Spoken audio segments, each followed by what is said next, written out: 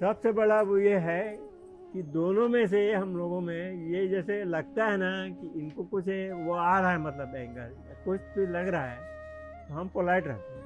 हमको जब आता है तो ये पोलाइट रहते हैं। यही सबसे बड़ा एडजस्टमेंट।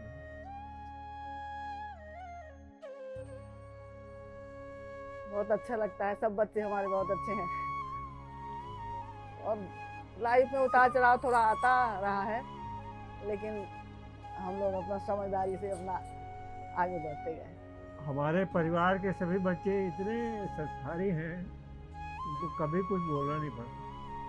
इवन दैट हमारा अभी छोटा राजू भी है, वो भी बहुत सब बच्चे बहुत संस्कारी। अब आज से 50 साल पहले जब जाते थे देखने, तो अब गए हम देखने के लिए, तो ब्रदर इन लॉ जी बताया कि यहाँ से गांव चलना पड़ेगा साइकिल में। हम बोले ठीक है, तो बोले एक स्टेशन रेलवे स्टेशन भी चलना है। तो दमोह गए, दमोह से बोले पथरिया जाएंगे, पथरिया से बोले एक गांव और जाना है, तो साइकिल से गए। साइकिल से गए तो अब वहाँ शादी हो रही थी गांव की, तो शादी में पता चला कि 10-11 लोग अपना घड़ा में पानी वानी भर के वो पूजा की तैयारी कर रहे थे। हम जाते ही इनको पसंद कर लिए, मगर ब्रदर इन लॉ को आवाज़ भी नहीं हुआ कि हम इनको पसंद कर लिए। तो ब्रदर इन लॉ जब वापसी के समय बोलते हैं, आया आपको पसंद? बोले हमको तो अभी कोई नहीं आया, दिखाई नहीं है। बोले जिसको आप देख रहे थे वही तो है हमारी बहन।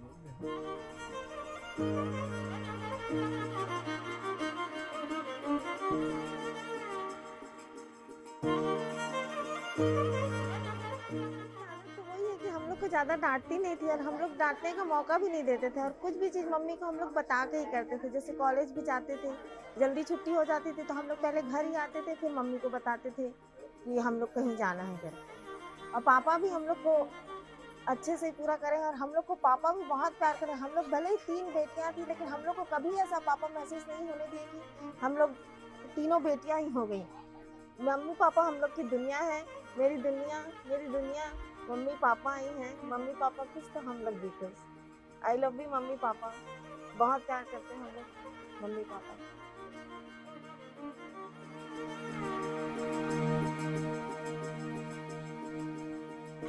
गलतियों पे भी हम लोग को टोका नहीं गया। एक बार मेरे को याद है, वो मेरे से ना बड़ी सी अचार की बर्नी टूट गई थी, तो मेरी मम्मी कुछ नहीं बोली कि चलो कोई बात नहीं बेटा। इस टाइप का मम्मी का मतलब नेचर है, गलतियों पे डांटना नहीं और ज़्यादा रोक टोक नहीं करना। ये सब मम्मी की खूबी है, कहना चाहिए हमारी मम्मी की। मेरे को याद नहीं कब मम्मी मेरे को डांटी होगी। राजू को भले डांट बहुत पड़ी है, हम लोगों को तो याद भी नहीं। मम्मी खाना भी बहुत अच्छा बनाती है मेरी, और मम्मी से खाना बनाना भी हम लोग, मैं बहुत अच्छा खाना बनाती हूँ आज। तो ये खाना बनाना मैं अपनी मम्मी से ही सीखी हूँ। बात हम लोग को पिकनिक कहीं जाना होता था तो हर कोई, सारे मतलब मेरी फ्रेंड्स लोग बोलते थे पापा से पूछना पड़ेगा, क्या बोलेंगे देखते हैं। पर हमारे यहाँ हम लोग एकदम श्योर होते थे, पापा तो हमारे मना नहीं करेंगे। पापा भी बहुत कूल। मैं जब बीएससी फाइनल ईयर में मेरा 4th रैंक लगा था यूनिवर्सिटी में, तो मैं थोड़ा दुखी थी, अरे 4th रैंक लगी है। तो पापा बोल रहे थे 4th रैंक लगी है तो अब तेरे को 400 रुपीज़ मिलेगा, फर्स्ट लगी होती तो 100 देता। मैं और खुश हो गई, वहाँ तो मेरी 10th रैंक लगनी थी तब मेरे को 1000 रुपीज़ मिलते। जी मेरा तो एक्सपीरियंस बहुत ही अच्छा था। अगर बोलेंगे जब मेरी शादी पहली बार लगने वाली थी तो मैं तो लड़की से ज़्यादा इन लोगों से इम्प्रेस हुआ था। मतलब बोलते हैं ना कि लड़की देखा जाता है, तो वो तो मैंने देखा ही था, सब कुछ बढ़िया था।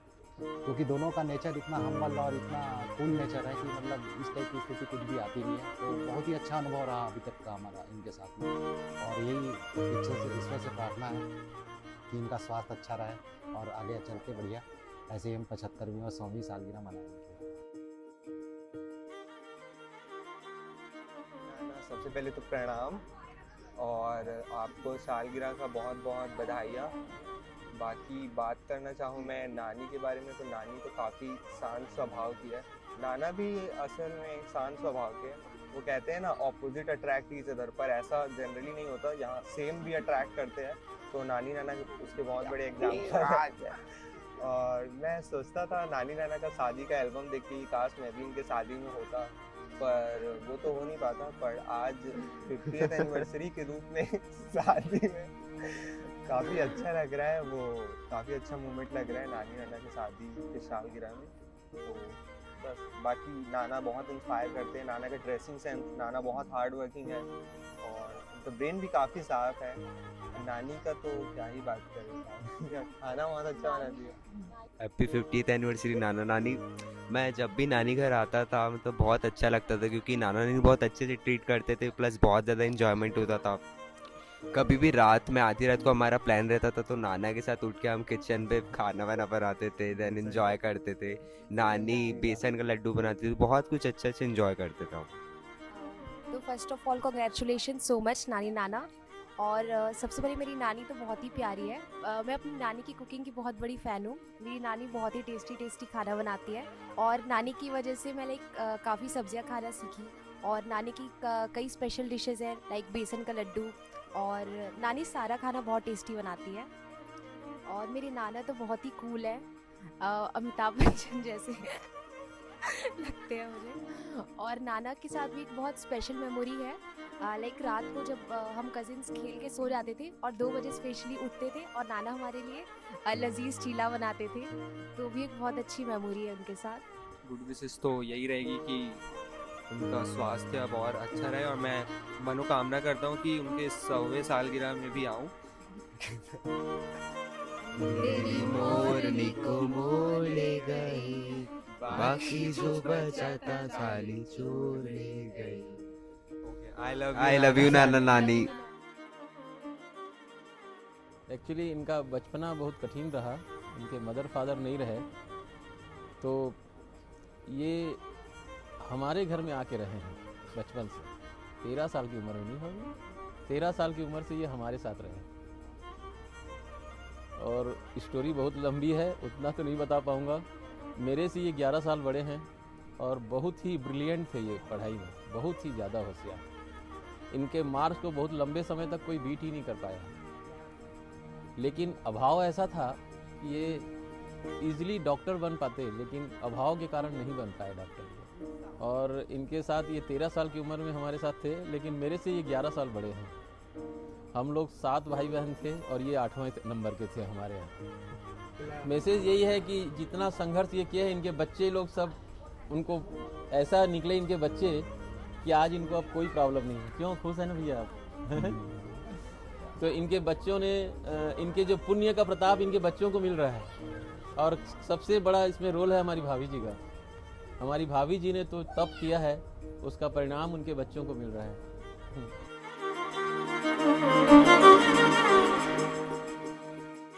जब भी मतलब चाहे मेरा बर्थडे वगैरह हो, कुछ सेलिब्रेशन होता था, तो पापा एकदम मतलब उस टाइम पे आना, मतलब सेलिब्रेट जैसे, मतलब मेरे साथ तो ऐसा है कि छोटी छोटी चीज़ें जो है ना, वो सारी ही बहुत अच्छी है पापा के साथ। मतलब वो कुछ सोचते हैं अगर, तो वो मेरे लिए लाइक जैसे बर्थडे है तो वो मतलब मैं 7th या 8th में होऊंगा उस टाइम पे, मतलब और था, छोटे का तो याद नहीं रहता है। तो जो कुछ चीज़ें मेरे को चाहिए, उस चीज़ों के लिए कभी मना नहीं करना। और उस टाइम में मेरे को वो गोद में उठा के एक बार केक कटवाया था उन्होंने 7th 8th में, तो वो बहुत अच्छा था। और कभी कुछ चीज़ लग रही है मुझे कि ये चीज़ चाहिए, तो बिल्कुल हमेशा अवेलेबल कराएंगे वो चीज़। हाँ, मतलब मुझे पहले शादी से पहले ससुराल को लेकर बहुत सारी, मतलब ये था कि अरे ऐसे सास ऐसी होती है, सास वैसी होती है, ऐसा बहुत सुना था कि अरे नहीं सास लोग बोलते हैं तुम ऐसा करो वैसा करो। बट मैं जब शादी होके आई तो इट वॉज टोटली अपोजिट, की सब कुछ अलग था मेरे लिए। मतलब ससुराल आई तो काम का टेंशन नहीं, मैं 10 बजे भी सो के उठ रही हूँ तो कोई कुछ नहीं बोल रहा है, ना पापा बोलते थे कुछ, ना मम्मी बोलती थी। मुझे लगता था कि एंड इवन मतलब मेरा जो मायका है वो थोड़ा ज़्यादा ही स्ट्रिक्ट है, तो मुझे अकॉर्डिंगली मुझे ऐसा लगता था कि मैं, अभी भी मुझे ऐसा लगता है, इनफैक्ट मैं मायके जाती हूँ तो मुझे लगता है मैं ससुराल जा रही हूँ, मुझे अपना ससुराल मायके टाइप ही लगता है। मतलब मुझे लगता ही नहीं है, मम्मी पापा कभी कुछ नहीं बोलते। मैं लेट उठूंगी तो भी कुछ नहीं बोलेंगे, एंड इवन किसी दिन जल्दी उठना है, कोई पूजा है तो मुझसे क्वेश्चन किया जाता है, तुम उठ लोगी ना सुबह, सक लोगी उठते, तो पूजा करते हैं, नहीं तो हम दोपहर को कर लेंगे। मैं बोलती हूँ नहीं नहीं मैं उठ जाऊंगी, आप पूछ क्यों रहा, मुझे ऑर्डर दो कि भाई उठना है सुबह। मुझे समझाना पड़ता है थोड़ा तो ऑर्डर दो, आप लोग भाई सास ससुर हो। तो ऐसे वाला सीधा, मतलब मैंने अपने एंटायर लाइफ में ऐसी सीधी फैमिली कभी नहीं देखी। मतलब ऐसे इन लॉस तो किसी के नहीं होंगे, ये तो मैं I think I can bet, ये हो ही नहीं सकते। तो पापा का एक ट्रिप बन रहा था उस टाइम में बैंक की तरफ से सिंगापुर का, सिंगापुर बैंकॉक वगैरह का। तो मैं क्योंकि होने वाला था तो वो उन्होंने उसको प्लान को ड्रॉप कर दिया था, वो नहीं गए थे। फिर अभी कुछ साल पहले उनके बर्थडे में, मतलब मेरे को ये बाद में पता चला था कि मैं होने वाला था, तो वो नहीं गए थे, प्लान ड्रॉप कर दिया था। तो मैंने उनके बर्थडे में, उनका 26 जुलाई को बर्थडे आता है, बर्थडे में मैंने उनको सिंगापुर ट्रिप लेके गया था। तो ये जो बहुत उससे रिलेटेड है, मतलब जिस चीज़ को मेरे लिए उन्होंने छोड़ा था तो मैंने उसको कंप्लीट कराया, तो मेरे को वो अचीवमेंट लगता है।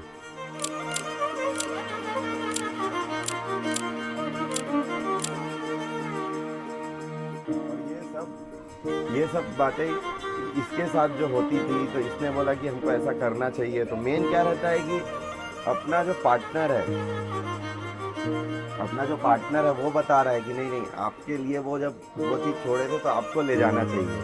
तो फिर हम चारों बढ़िया ट्रिप किए, बर्थडे मनाए, तो वो उनका जो पेंडिंग ट्रिप था वो हमने कंप्लीट कराया सिंगापुर का। अपने जहाँ के हम बादशाह हैं, मस्ती भरा ये अपना जहाँ है, और खुशियों से हमको फुर्सत कहाँ है। ये अक्षय कुमार और अमिताभ बच्चन के एक मूवी का गाना है, ये बहुत अच्छा गाना है। वक्त वक्त वक्त मूवी का।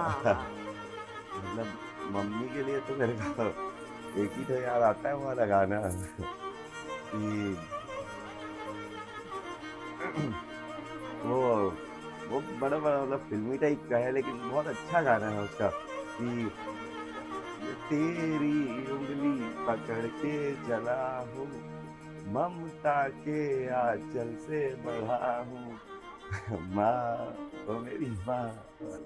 वो वाला गाना भी मम्मी को बोल सकते हैं, वो जो उसका गाना था ना, वो मूवी का तारे जमीन पर, तुझे सब है पता है ना, तुझे सब, वो वाला। इसलिए मैं बोल सकती हूँ क्योंकि वो यूं तो मैं बतलाता नहीं पर अंधेरे से डरता हूँ मैं, तुझे सब है पता है। एक्चुअली ये इसलिए भी क्योंकि जो भी है पर मम्मी को पता सब होता है। मैं किचन में काम, मुझे पता है, मैं जब शुरू में काम करती थी, मैं मतलब गैस चालू करी हूँ और वो आज चीटा आने वाला है, वो मम्मी उधर से देख के चीटा आने वाला है, धीरे करो गैस, मतलब उनको पता है। मैं बोलती अरे आपको वहां से कैसे पता चल रहा है कि वो तेल छीटने वाला, और वो सच में छिटकता है। तो वो चीज उनको पता है, ये बिल्कुल मतलब माँ वाला फीलिंग है। अब मेरी मम्मा जैसे शुरू से वैसे टाइप से रही नहीं है, मेरा बॉन्ड नहीं रहा है, तो मम्मी का मतलब वैसा मदरहुड वाला फीलिंग होता है मम्मी के साथ, तो उनको सब पता रहता है इसलिए।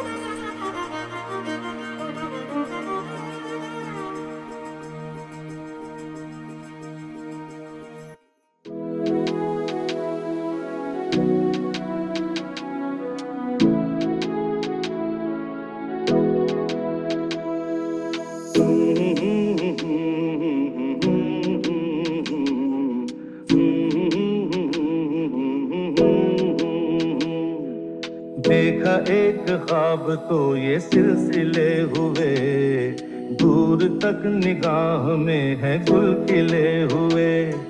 देखा एक ख्वाब तो ये सिलसिले हुए, दूर तक निगाह में है गुल